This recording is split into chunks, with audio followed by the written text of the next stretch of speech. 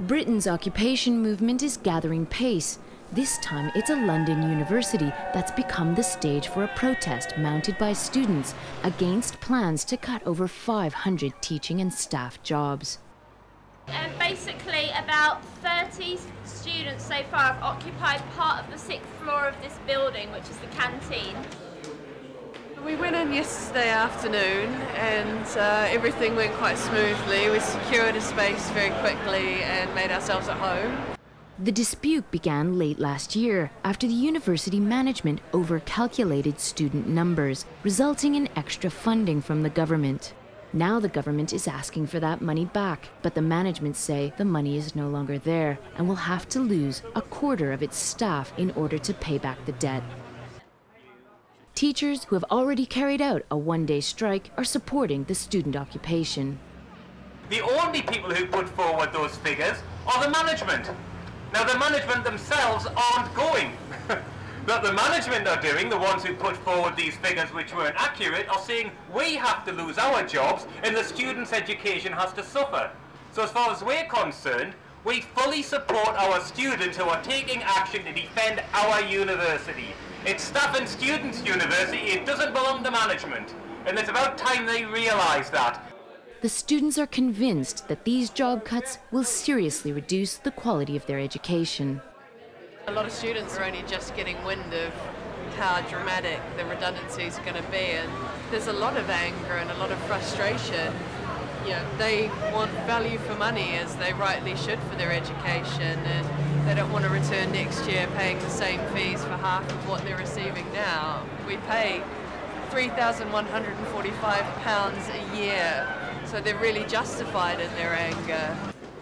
The management have, up until now, refused to enter into dialogue with the teachers and students.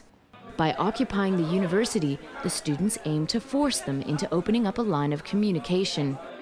Well, we've spoken to several different media groups, including the BBC, the Evening Standard, the Telegraph, all of the free London papers, and they've all shown interest. The one set of people that haven't shown any interest are the management of the university. Funnily enough, we've occupied half of one of the floors of one of their buildings, and yet they still aren't speaking to us, which is deeply ironic, we find, as one of our main reasons for complaining is the lack of communication between the management and the students or staff. So what we really need right now as well is some sort of official statement from the management. We're talking Brian Falconbridge here, people like that. We've put posters and flyers everywhere inviting them to speak to us, but as of yet, no comment from them. Many of the teachers and trade unionists here feel that these job cuts are the result of a deeper-rooted problem. Well, for a long time people have been seeing the slow erosion of our rights. We've seen wide-scale outsourcing. It's a particular problem for unison members, is frontline staff, canteen staff, cleaning staff. It's all been outsourced to private companies. It's all part of the privatisation of the public services. It's very much a new Labour thing. And management here are very keen on it because it wipes their hands of any responsibility. They're no longer the employer. Instead, there's a contractor who deals with that. It's nothing to do with us. It erodes their pension rights, their working conditions, and of course, it's very hard for unions to represent them. So it's no coincidence that they're outsourcing the areas where the union was very strong. As well as the 550 jobs that might go at London Met, there's another 150 jobs that might go at City University, and there's 500 civil servants at the Archway end of Holloway Road who are being redeployed. And this now takes us to a wider issue, and that is, why the hell should workers and students pay for a financial crisis that they are the victims of? We didn't cause this, we are the victims of that financial crisis, and it's about time we all stood together and say enough is enough.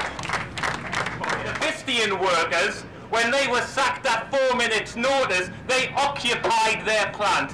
And in occupying their plant for a number of weeks, over in Northern Ireland, over in Enfield, etc., they have actually won their demands. Now, That tells me something. It tells me that if you stand up and fight, you can actually win. If you lay down and die, all you do is die. Now's the time to fight. So we salute the students. Thank you.